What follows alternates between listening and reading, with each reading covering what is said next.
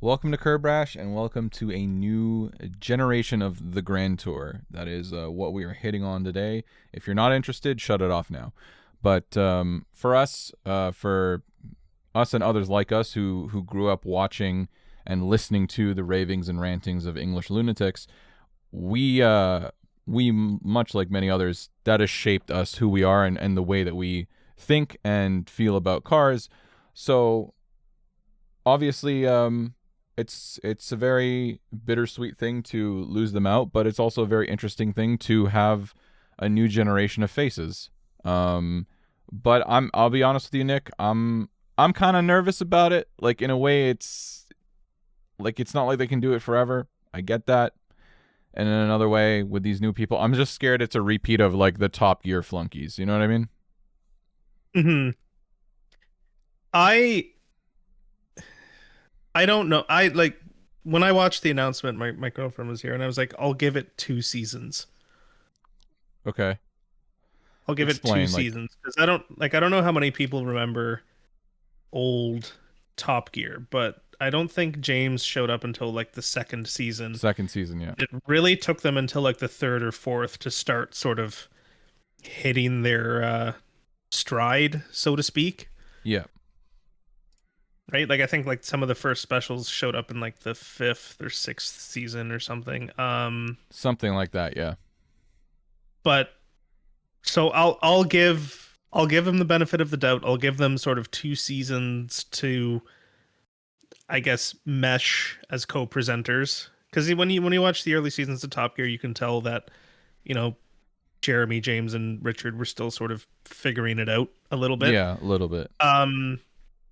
But on the other side, like yeah, like when they tried to reboot Top Gear with like Chris, I forget his name, the radio host, Yeah, shit. and like Matt LeBlanc was on there for a while, and like it was just pretty fucking awful at the beginning. It was all right towards the end when it was like Chris Harris and Patty McGinnis and like Fred Right. Flintoff, I think is his name. It's Chris Um, Evans. That's who it was.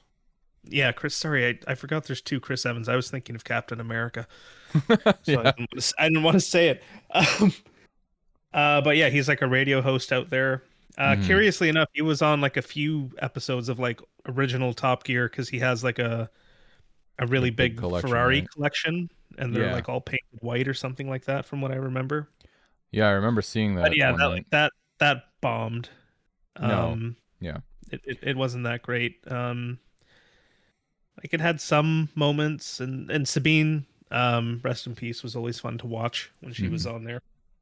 Yeah. And when she was like one of the co-hosts, but I don't know. I also, on the other hand, I feel like Thomas, James, and Francis have a bit of a Jeremy, Richard, and James vibe to them, more Maybe. so than the hosts that took over Top Gear. Like I'd watch Throttle House, and I like it's not exactly the same, but like they're entertaining to watch. They work well together. They have done so for years now, so they have chemistry already. Yeah. And on the flip side, like Francis is, I mean, he's the big train guy. He's a huge train nerd. Yeah, he's the train, He's for those who sort don't of know, the train meme. That's he is him, the right? train meat guy. That's Yeah, the Francis. forehead cam, yeah. Yeah, that is literally him. But he, like, I feel like he fits the sort of James May role. Yeah, I could see that. I could see that. Like I feel like Thomas and James, they're there for like the jokes and the sarcasm side of things, and Francis has more of like the cares about the minute details side of things. Yeah.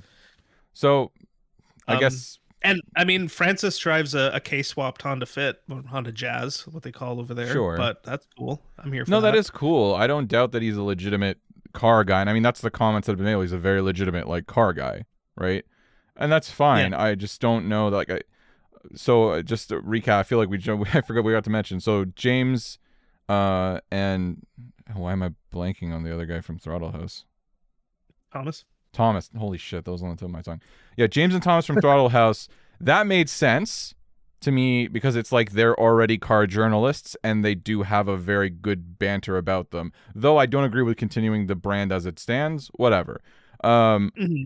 but Francis, most people have only seen train forehead camera out of him, you know? So I don't know. I feel like I don't know the guy, right? So to me, it's a similar. Not that I know either of them, but you know what I mean. Like we're not familiar with with his character and personality and presenting style and all that kind of thing. Yeah. That's where I'm like, okay, like it was weird. It's a weird choice, you know. Like, Yeah, like it's strange, but I kind of see what they're trying to do with it. hmm, Um, he did do a video with Chris Harris. did he? Um, yes. I forget what they were driving. It was a Mercedes, an older AMG model. It might have been an older Black Series where like Chris Harris was driving and they were like chasing a train somewhere in the UK. And like it was a great video. Like Francis isn't entirely unknowledgeable about cars or anything like that. Like Sure. I think he's entertaining enough. I can kind of agree on like carrying it on, but at the same time, I feel like it's the only way for them to be able to try and garner some viewership is to go off of an already established brand or name.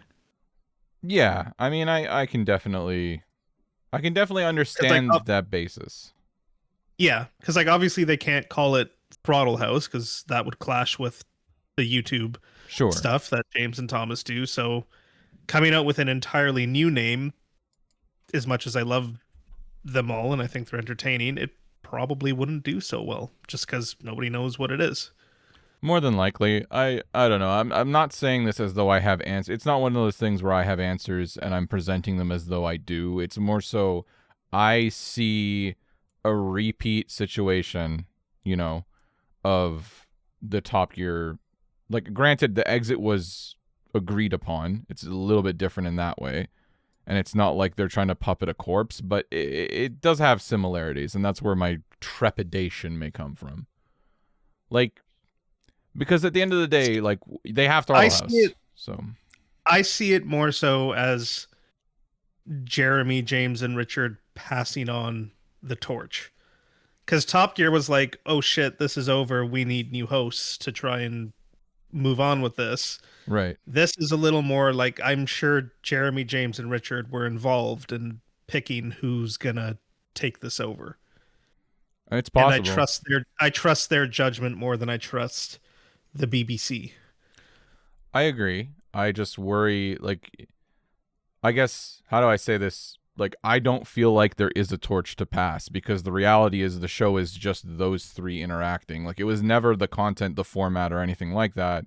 It was more so that and we've continued to be entertained by just them interacting for 5 minutes unlike Yeah. different YouTube videos. It's a very specific and interesting relationship to observe.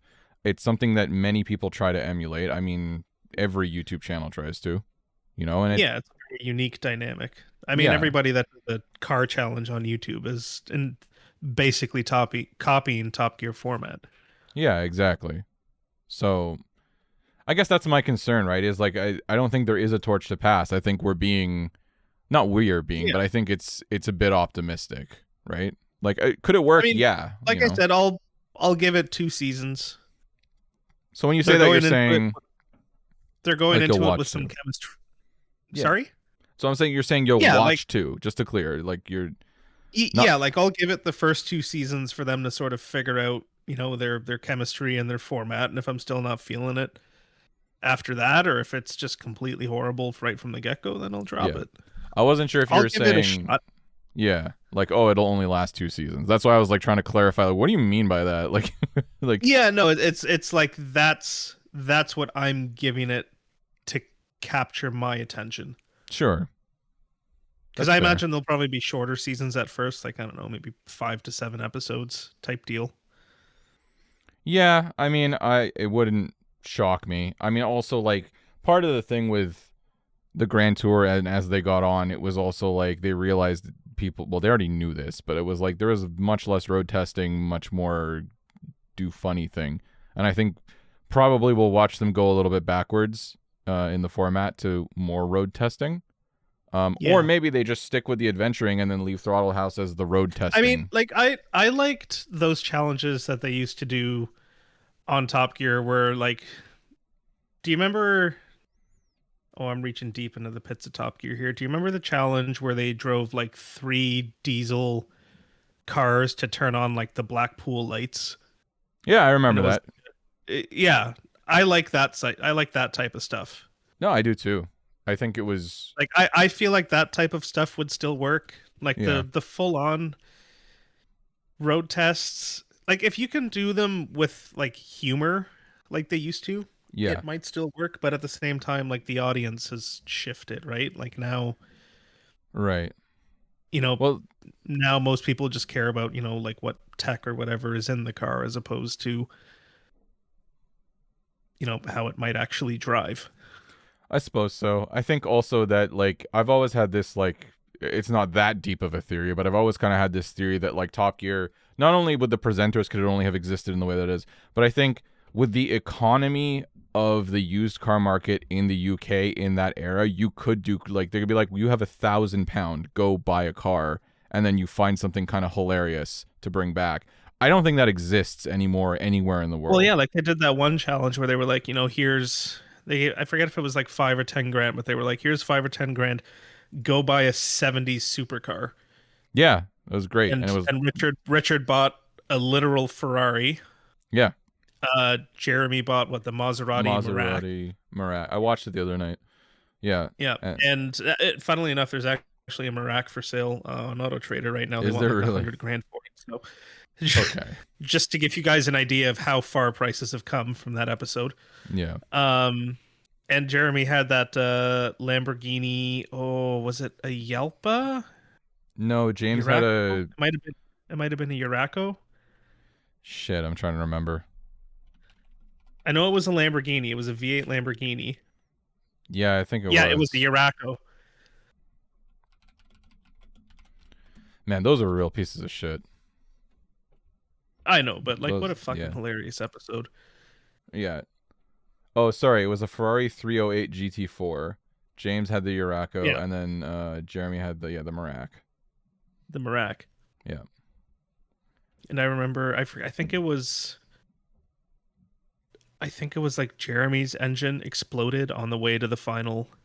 Yeah, something like that. But yeah, it's like those types of challenge. Or do you remember? Oh, one of my favorites, the first car challenge. Oh yeah, Where with the Jeremy got the Volvo. Volvo wagon, Yeah. and oh my god, I forget Richard got what. a Hyundai Coupe, I think. Yeah, Hyundai S Coupe, and James got like the Volkswagen. I think it was like a Polo or something.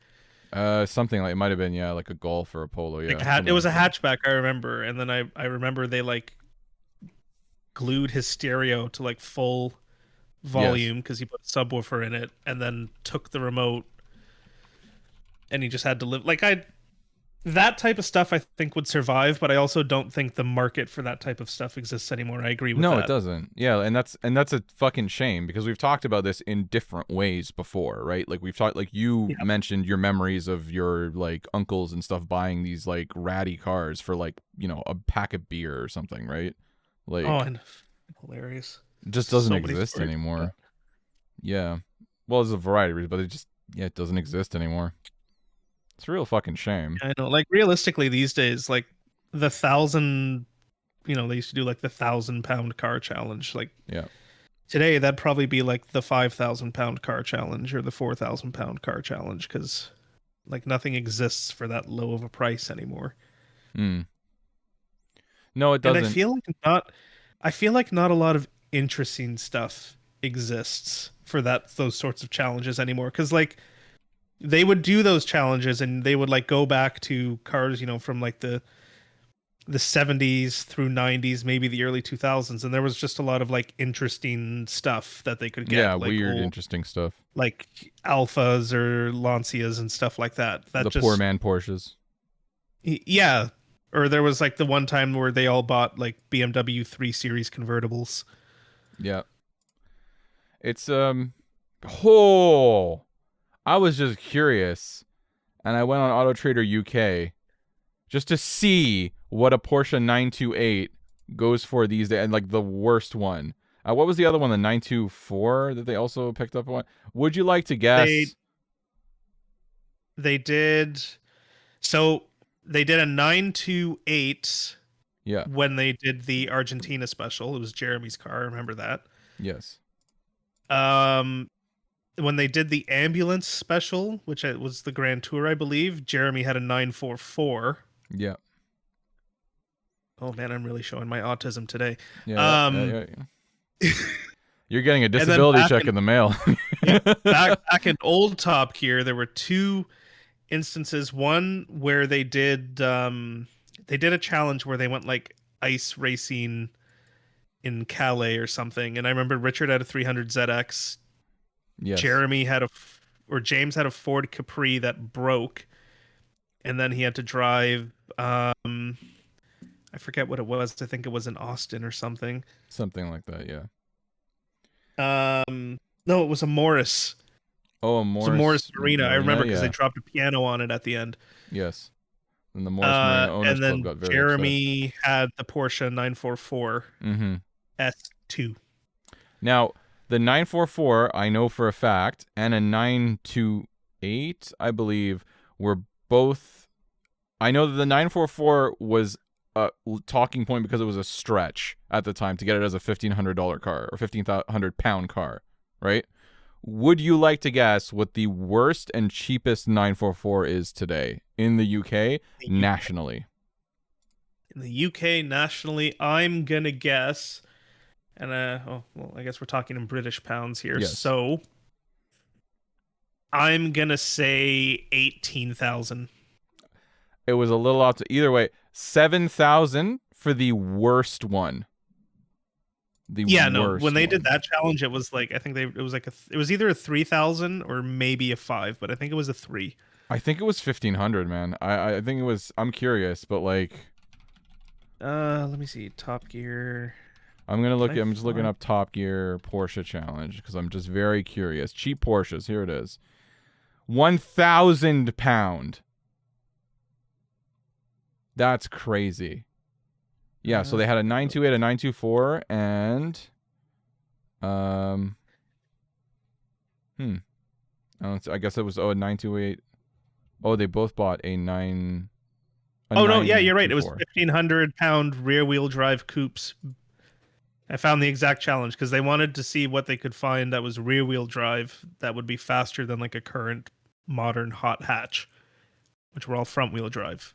Yeah, exactly. So 1,000 pounds. 1,000. So we've 1,500 pounds. So 1,500 pounds to Canadian dollars for our Canadian listeners. No, it says it's not 1,500. It says 1,000. Oh wait, sorry. The one that I was looking at said 1,500. Oh, you're okay to sell more than 1,000. Yeah, you're right. It's 15. Sorry, I apologize. You know what? They did another one where I think somebody got a Porsche 924 for 1,000 pounds. Yeah. Which a 924 is basically like of the same body as the 944, just with a worse engine. Yep.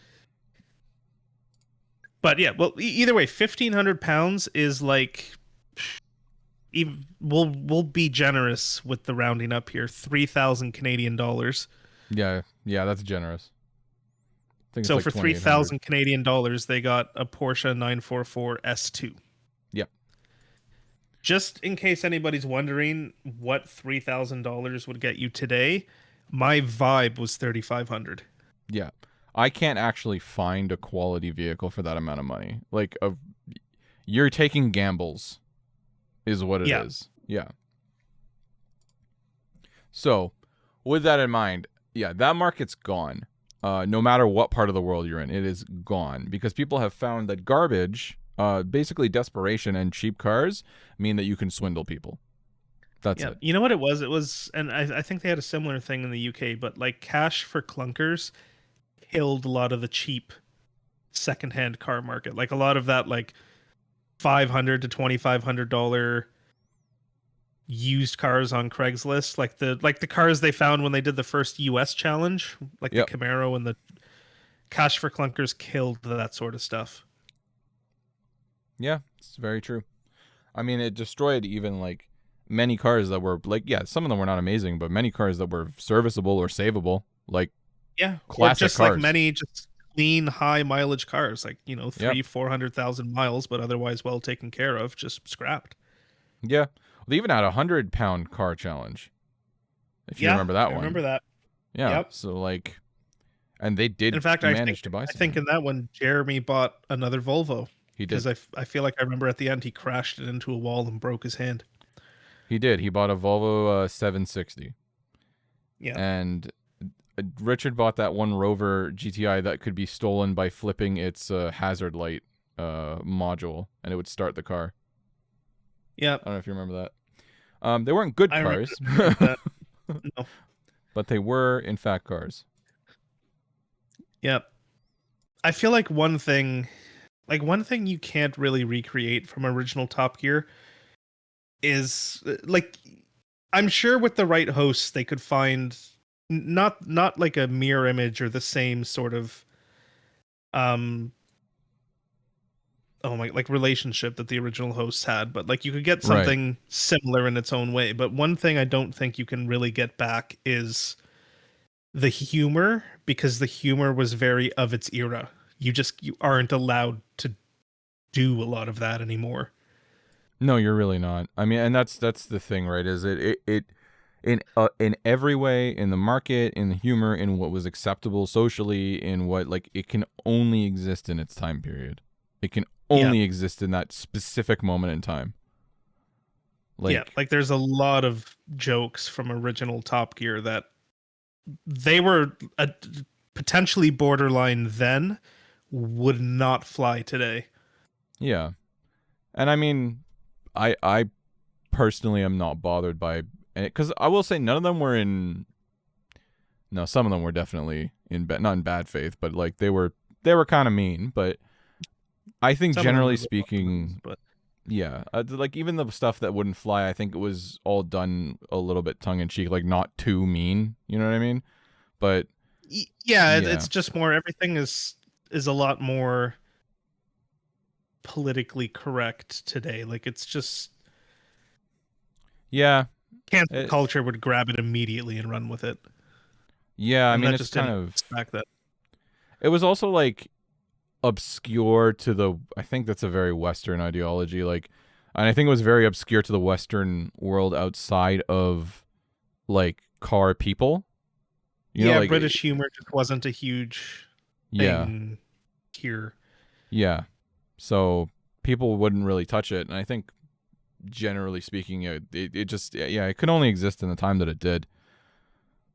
I don't know. I mean, like, even the stuff that they ended up having to apologize for, all that. That's my whole thing. Is that anybody's trying to recreate something that is in itself almost a time capsule, right? That's a Yeah, really it's an impossible task, and that's why I don't like when people try.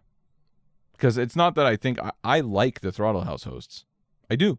yeah. I sometimes, I very rarely watch, like, I don't know, like car YouTube that's done in that style where it's like very clear reviews and like more in a informational style. But Hmm. when I do, I think that's the only one that I generally watch. I prefer watching like adventure type stuff because it's stuff that's Yeah, like you can more so do. I'm never really, I mean, maybe who knows, but I'm not really out here reviewing Lamborghinis. You know what I mean? Not really, or like it's like yeah, I'm not really concerned about how well it drives. I mean, I'm yeah. But at interested, the but same time, like that's a big part of sort of what original Top Gear was. Like a lot of times they'd have like, here's the road test on the track, and then they do, some sort of challenge or something, and then the star would come on and they would have like one yeah, more segment before the end. yeah. So like it was always sort of somewhere squeaked into the show. And I feel like because like right now with Throttle House, like they make a YouTube video and the focus is just like, all right, this is the car we're reviewing today. We got to make like 20 minutes of content with this. But with the Grand Tour, they have to make something that's like an hour every time. Yeah, no, I understand. Like put different things in it now because it's not just, Lamborghini's letting us borrow this. It's, we have 6, 7, 8, 9 months or whatever to make this season. So let's do all these things and we'll make however many episodes. Yeah. I think there's always, but I guess what I'm trying to say is, like, I think there was always something about the way that the Top Gear presenters reviewed vehicles that felt more like I could pay attention. It's kind of like I can't watch professional sports. You know what I mean? Like, I find it Yeah, boring. no, it's because they didn't really review them seriously. Yeah. It They wasn't like reviewed stats and them figures. entertainingly. Yeah. And think that's why I'm saying, like, I think Throttle House is the only one that slightly gets close. I can't watch, like, there's a few out there that I can't really watch. They're not Savage Geek. enjoyable. I can't watch Savage Geese. There's no shade. It just doesn't appeal to me. That's all it is. Yeah. Nothing against the guys. They make good content. Yeah, It's a high production value. Great. Sorry? Very high production videos. Yeah. I find myself just not wanting to go anywhere near that kind of thing. There's another one. It's a British one. I'm trying to remember what it is, but they also do a lot of Fifth Gear. Not Fifth Gear. They run like a car selling site. Ooh, I don't know. Not coming to me. Not Car Wow. I don't know. Either way. Or it is Car Wow. Oh, Car Wow. They do all the drag races, don't they? Yeah. Doesn't. Yeah, I don't care for those. Yeah, Matt Watson. Again, that's no shade against the channel. I just don't care for that format. Video. There's nothing wrong with the format. It's just that you're not going to appeal to everybody with that format. That's all it is, right? So. Yeah. Yeah, I mean, like, my take on it is like, so like James and Thomas, they capture a little bit of that with their YouTube channel. Yeah. But now they're finally getting an Amazon budget. Yeah. I'm interested to see what they're they would getting the do money with that. behind them. So like I'm interested. Like, I'll give them a chance. I think I just have a problem with it. You know, like, okay. I like Linkin Park's music. I'm sad Chester killed himself. I like that they kept going. I wish they changed their name.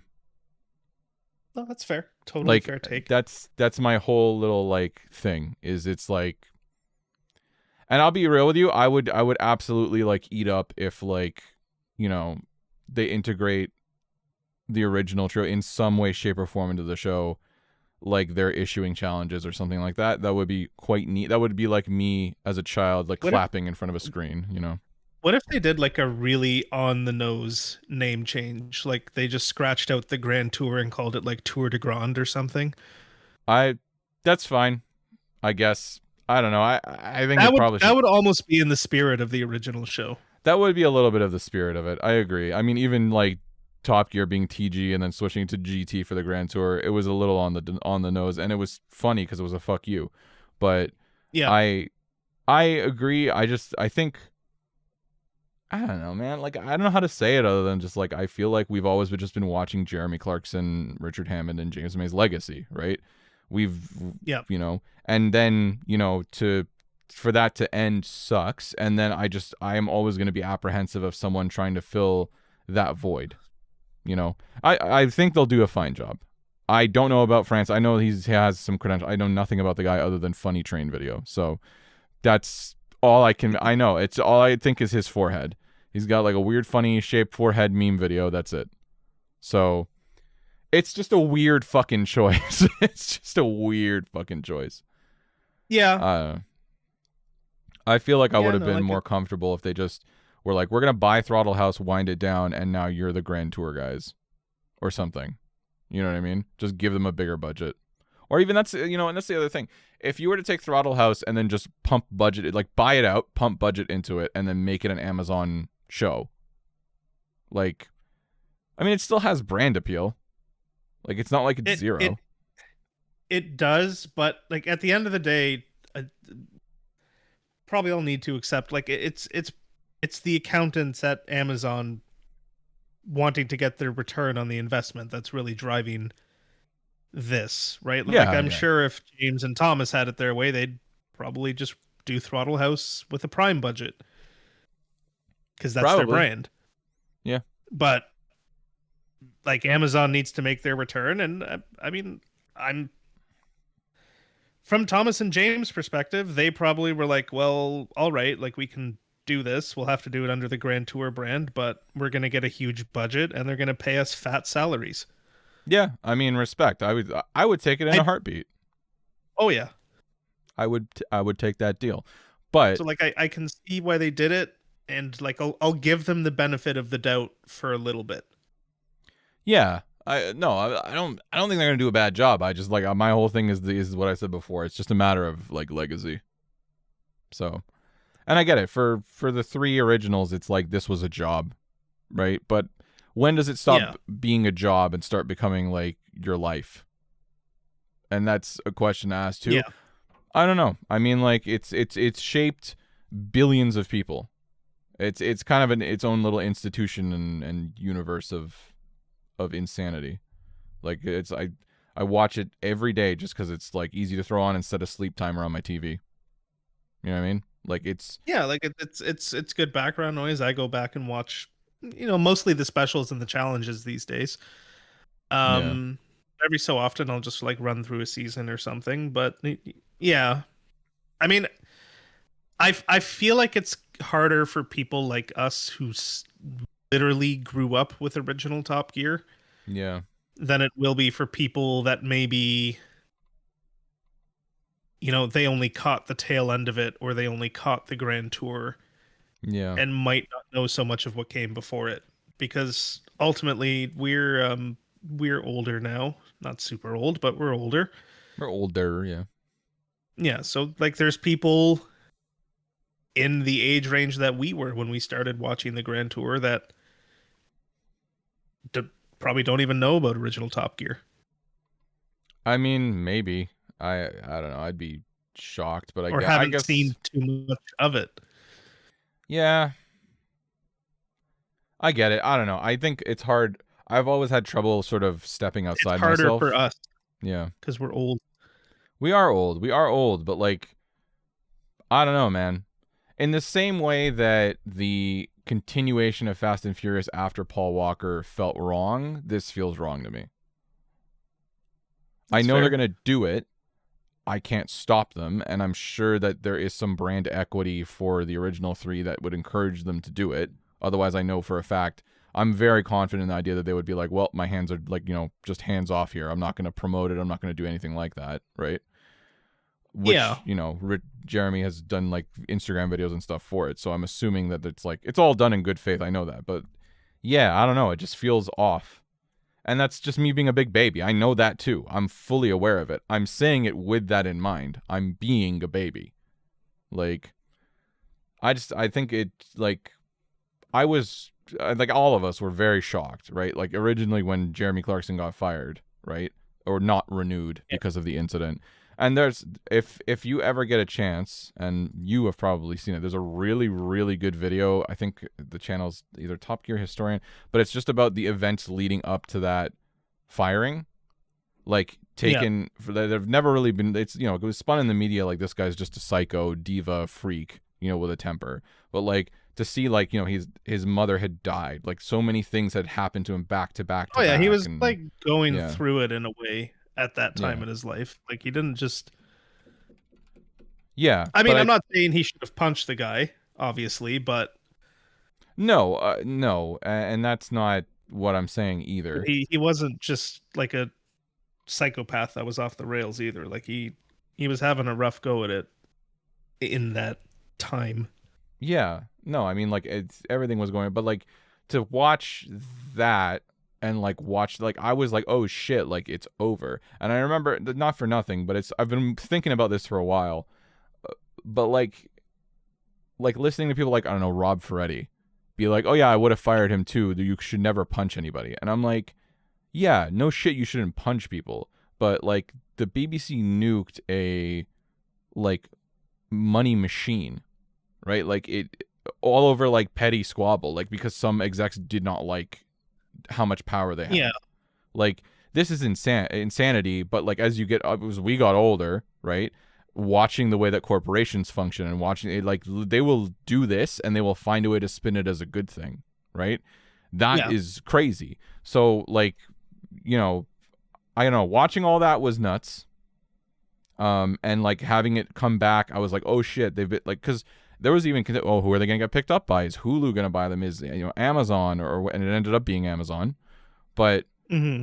it's like even when they were like, oh, it's just gonna be German, the other two won't go with them, and then they did, right? It shows something that extends beyond like this is a job, right? So it has an air to it. It has a presence. Yeah, like it's moved beyond like, oh, we're just three presenters on a show to like, oh, I mean, they're all really good friends. Like I honestly don't I don't think Richard and James knew entirely what they would do if they didn't. Yeah. Like obviously I'm they all do different stuff now, but like back then it was, I don't know. They hate each other but they love each other. yeah, I mean it was almost like tough love. I don't know how the best to word, but it was just like how you Yeah. fuck with your friends and call them the worst names that you can come up with. It's you would literally Well, want to see them miserable, but in the best way, but safe, but miserable. yes, Yeah. miserable but safe. Yeah. That's the best way to put it. Yeah. Exactly. I think there's It's a just word for that. little bit rich for Rob Ferretti to say that punching someone is bad when, I mean, he did all the super speeders videos Yeah. that we've all seen from the early to mid. Like, I feel like once you've done 140 to 160 miles an hour on a public highway in like the breakdown lane, running from the police, In a Ford literally GT. Yeah. in a Ford GT, It is a you little just rich. you just stop talking about that sort of stuff. Yeah. I don't think you get to you know it's a good You pivot don't actually to that, but you don't get to be that hypocrite. yeah. I up until that I literally can recall that moment in time when that happened, right? It was like 2015 or 2014 or something. Yeah. I can recall that moment in time when I was watching, I just happened to put on like Rob Ferretti's podcast, whatever it was, or he was just in a room talking to people. I think it was a podcast. I think he was even talking to Matt Farah. But like and him being like, "Yeah, I would have fired him in an instant." No, it was just a video of him drinking a whiskey and talking to the camera, and I just remember like, man, I really actually used to like respect you quite a bit, but I don't agree. Like all the laws that he's brought, like I guess he's never hurt anybody, like fair enough, but like there's also different Yeah, but how close has connotations he of been? How many times? Like yeah, he didn't hurt anybody because let's be honest. And I mean it's honest for us too. Like we go above the speed limit from time to time. yeah, Sometimes you a lot of times you're just lucky. yeah. I mean, it's like he's walking such a fine line, and then to like have that stance, like I don't think anybody should punch anybody. I need to make that clear. I also think that when the person involved is like, it's fine, we were drunk and disorderly and tired, and it was not rational thought. I'm fine. We've made up whatever, right? That's it. That's where it dies. So it's like, I don't know. Yeah, it's like fucking hilarious for Rob Ferretti of all people to be having like a high horse about it. But in the Yeah. same breath, I feel weird because I do quote him on stuff like speeding laws are made to punish poor people. Like they just fucking kind of are. Like one person is Yeah, one like ticket away from something hell. that's like it was a little rich and off brand for him, No, it's considering, like considering what he's, done yeah. and who he put himself out there to be.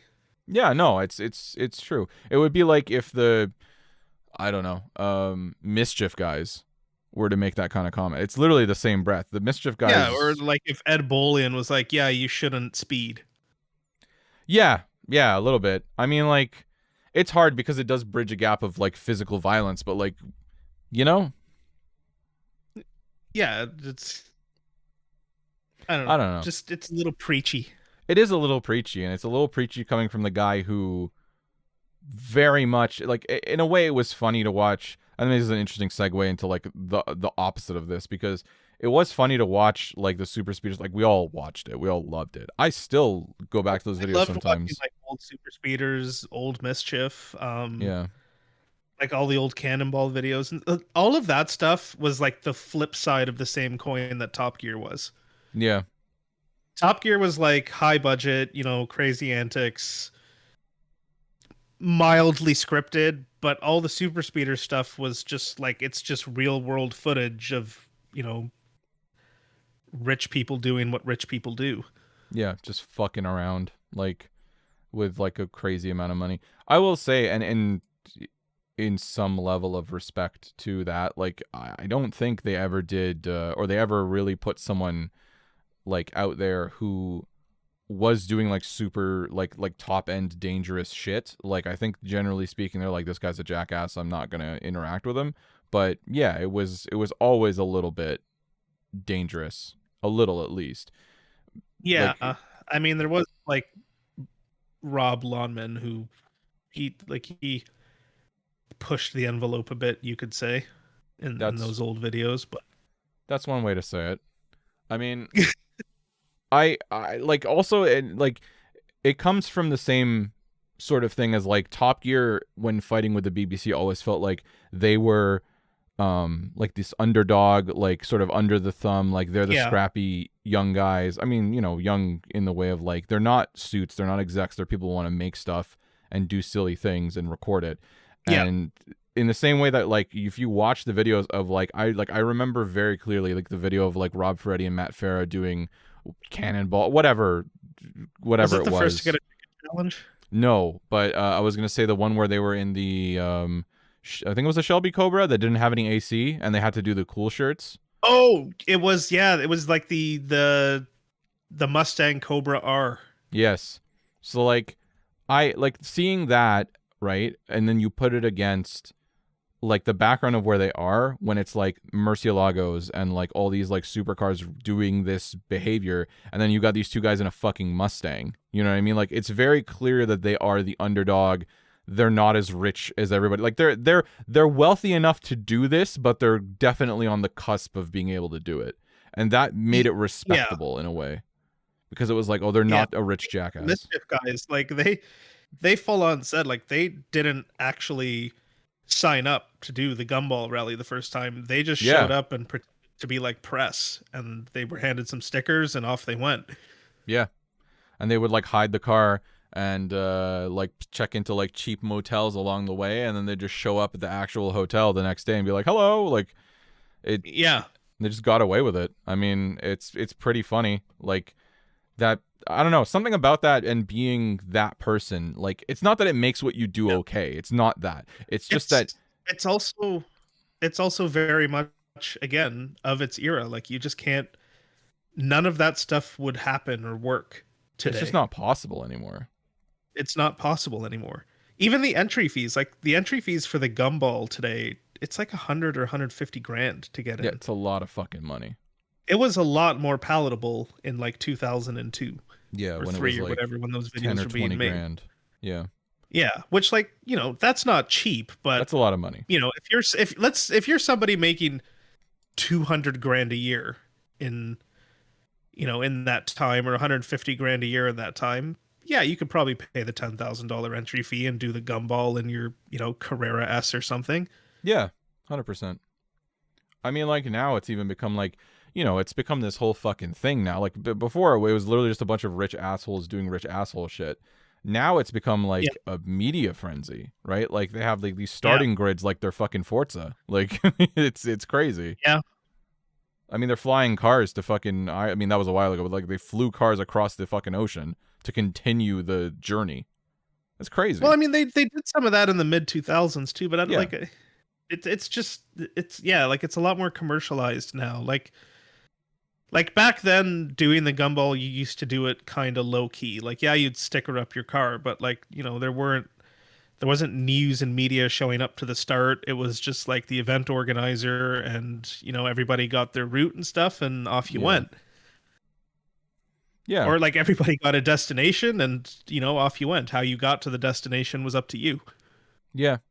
I mean, like there's also something about it that like yeah, like there weren't really like celebrities doing it either, right? Because I feel like now I've definitely seen like Dead Mouse and like not that I feel like he's a legitimate enough car guy these days, but like Yeah, I yeah, mean, back then, like yes and no. Like celebrities of the era, like Tony Hawk did it he one did do year. it. That's right. I remember that. I don't know if you remember Bam Margera, but he did I it. do. He Yeah. actually has like a documentary of him doing it on YouTube that you can watch. Really. Um, yeah, he did it in like his It purple was in Gallardo. 2007. True. Okay. All right. It's Fair actually a enough. funny enough watch. Hmm. Um, like there were some celebrities of the time that did it, Yeah. That's but fair. it's definitely a much bigger and more mainstream thing now. And that's not to say I don't want it to come off like I'm just being a fucking hipster. It's not to say that that's the reason why it's like it's just like now it's like a whole event. It's an event. It's commercialized. There's a brand. Like it's a very separate thing. And I don't know. Going back to Rob Ferretti, like watching somebody who felt very much like one, like air quote, one of us, like kind of getting in, and kind of barely Yeah. really shouldn't be there type vibe, at the time Yeah. was it felt more like homegrown, whereas obviously now it's a very different story, and it's, listening to people have opinions on shit that it's just, not that we're one to talk, but it's just a different thing. I don't know. It just feels different. Anyway, I don't know. It's an interesting side note, but like, I don't think the original Top Gear trio ever did an actual, to honest to God, like rally with like, and I don't think they would have ever done anything like that. No, I don't think they did anything like the Cannonball. Nothing like that on public roads, because like they were bound by the BBC, so they had to keep it somewhat tame. Yeah. Like they couldn't go out and do a gumball. I mean, obviously they'd, speed on the highways in Europe and whatever. Jeremy got pulled over a bunch. Yeah. I remember the one episode, it was, I forget, it was when they had like the Noble, the Aventador, and the McLaren, Mm-hmm. and Jeremy got pulled over for filming on a Sunday, because Sunday's very sacred in Italy. Very Need Italian. special permits to work on. Sundays in Italy are for church, espresso, and cigarettes. That's it. I actually support it fully, but I just don't see a world where I could ever do that. I would Okay, definitely when we bring in the Alfa Romeo 159 for you, we'll get you a carton of what are they called? They're like Manufacturio di Stato. They're like, the cigarette brand is manufactured by the state. It's literally called made by the state. I have to look this up. Manufacturer di Stato cigarettes. It's like MF cigarettes. Manifattura Tabacchi. I found it. Perfect.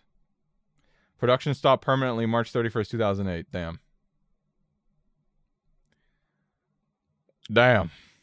Hold on. I might be butchering this pretty bad. Hold on. MS cigarettes. Okay, MS cigarettes. Monopoly di Stato. Okay, Monopoly of the state cigarettes. Yes, we will. I would definitely want to bring those in. I'll smoke. I don't even smoke. These are like the flip side of the coin of Japanese cigarettes. 100%. Italian monopoly of the state cigarettes. Respect. And I will change, like, literally you must. It's if say we go to it and you're like, "Oh, I don't want to," both your cars are down, and may God, may heaven forbid that day should come, all your cars are down. And I go, let's go to a meet. If I give you a ride in the Alfa Romeo 159, you must smoke a cigarette. I'll smoke a Monopoly to State cigarette. Required. But I don't know. I mean, like, there's also a lot of stuff that I will say. Maybe this is another conversation I have. I think when it comes to Top Gear, they also open the doors to a lot of what was happening in general in Europe and European car culture that never really touched the West. Like, in the same way that Japan's car culture was brought over and butcherized and whatever, like, they did a very similar thing for British car culture at the time, right? Yeah. Because for us, like, if we did not know any better, Alfa Romeo disappeared in like the 80s or something in North America, right? Whereas like in North America, like Renault and Peugeot, Skoda, Seat. If you are not, if you're not above an entry level enthusiast, you have no idea what those brands are. Yeah, I mean, even for me at the time, like, I definitely or like Lancia, like a lot of people here would have no idea what a Delta Integrale is. No, they definitely wouldn't. I mean, even like modern car boys, like M340i enjoyers, would never know what the fuck that is. Yeah, a lot of them would probably have no idea what any of those brands are. Yeah. Or like Vauxhall or anything like that. Mm-hmm. So yes, Top Gear did introduce a lot of cool normal cars that we didn't think were cool at the time that are cool now. Yeah, like the Alfa 159. Very cool car. Exactly. Very cool. The more I look at it, the more I like it. Yeah. Ford Mondeo ST Estate. Yeah. Very cool car. Focus ST estates, like the old Focus RSs, even a lot of old like Volvos and stuff that just it was just a lot of cool stuff that we didn't get here that was introduced to us No, you just um by Top Gear. yeah. And that's the thing. Is like we were missing out on so much, right? And like that's and they were like they were it's just the fucked up thing is or the funny thing is they were regular cars. They were very Yeah. normal like well not normal traffic, but you know what I mean? Like they were attainable, normal, not crazy. Like it was just a Yeah, whole like different thing. they were cars based off of normal cars. It was just like the M3 is just a really hopped up 3 series. Yeah. But, like the Vauxhall Astra VXR or whatever, like that was just a Vauxhall Astra turbocharged to high fucking hell. Yeah. Like that's I think that's the core of it is like it opened the door and I don't think like there's certain things that open doors like it has the same vibe as the early 2000s like Need for Speed games. They opened doors. They created car Yeah. people. I don't Yeah. believe that anything done today as it sits now unfortunately are going to do that kind of thing. Are going to open those kinds of doors. Yeah. You know what I think makes it a lot harder today as well is social media.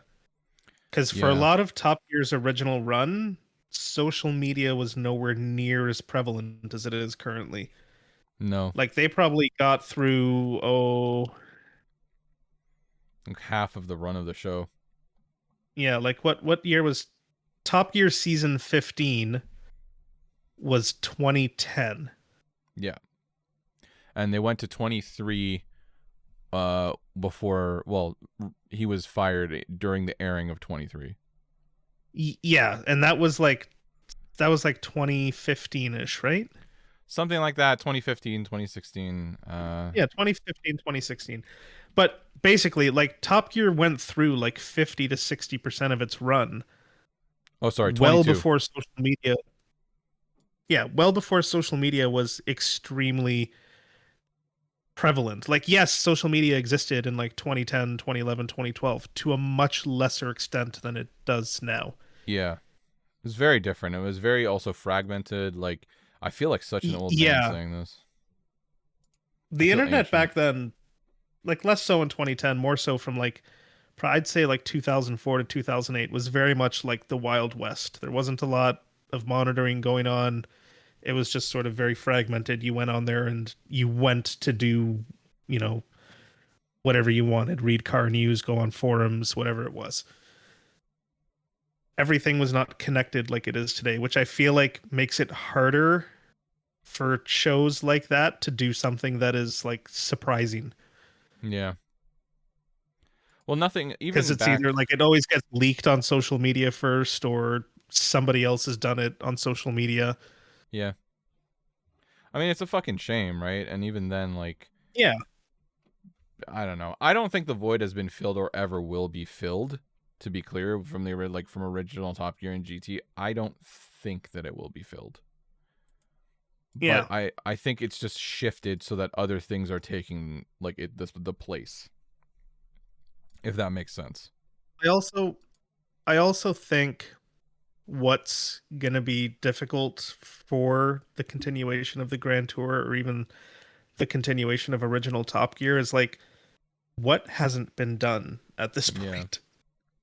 Like Top Gear ran for 22 seasons with the original cast and the Grand Tour went for I forget how many, like was Like it 6?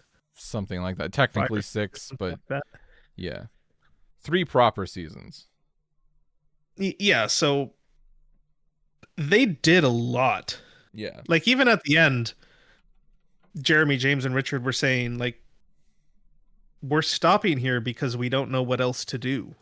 Yeah. And there's so many places in the world we can't go today. Like we can't go film in Russia anymore or like there's just parts of the world that are now locked off due to conflict or something Yeah.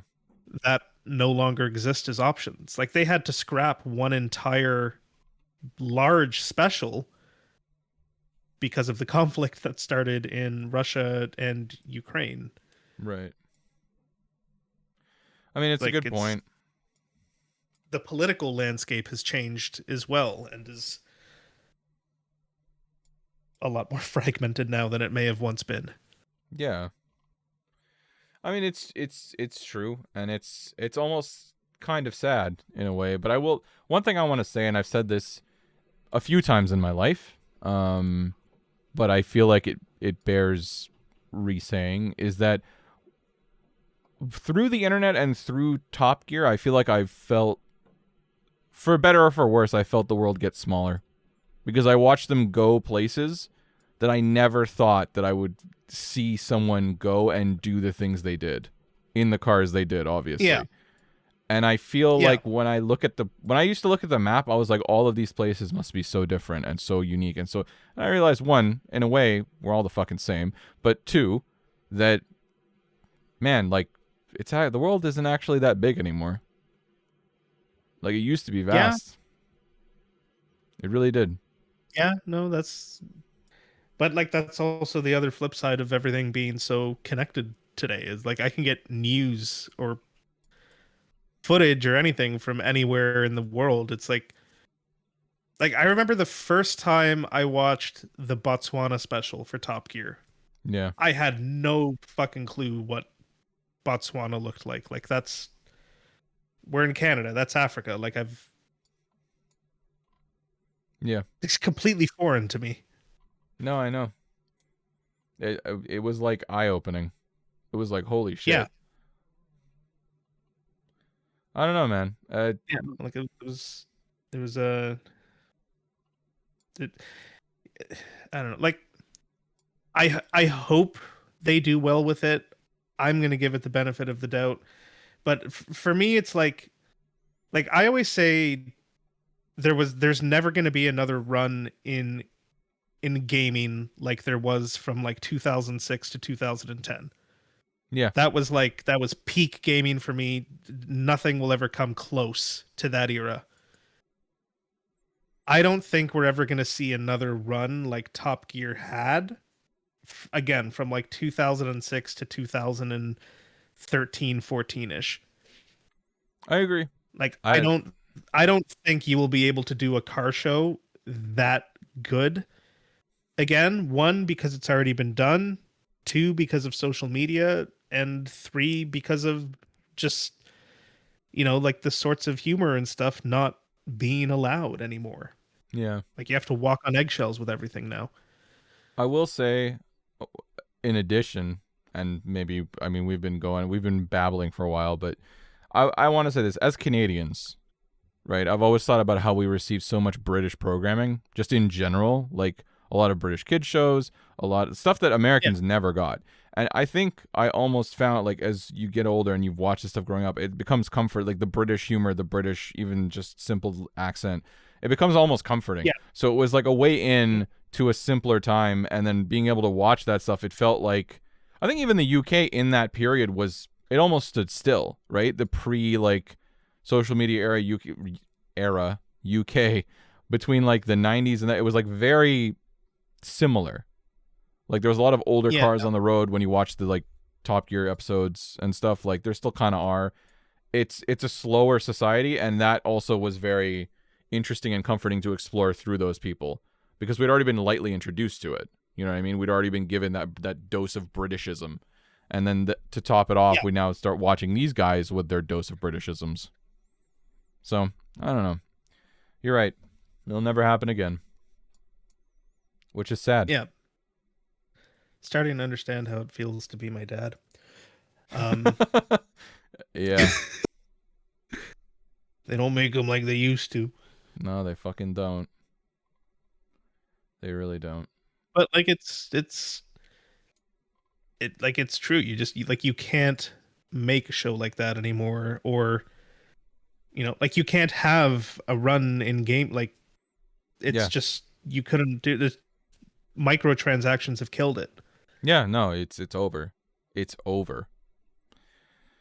And Yeah. that's the saddest part, is that I think it's not like, I don't want to be a doomer, but I'm gonna be like, fuck, shit's worse. Everything's worse. Everything's fucking worse. Yeah, everything's getting worse. And like, like let's be honest, even the cars,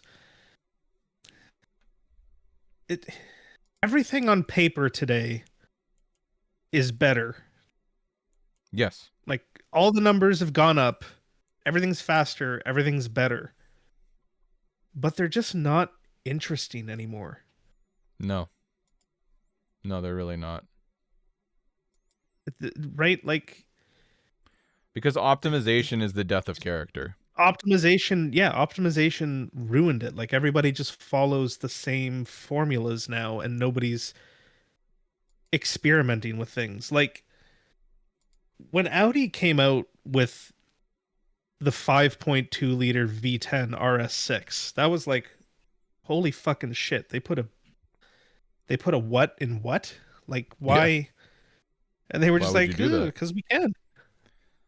It's fucking crazy, and you're like, all right, that was Yeah, or Italian, like but the whatever. V10 M5. That was like That was this is a insane. race car, and what do you mean you're putting it in a sedan?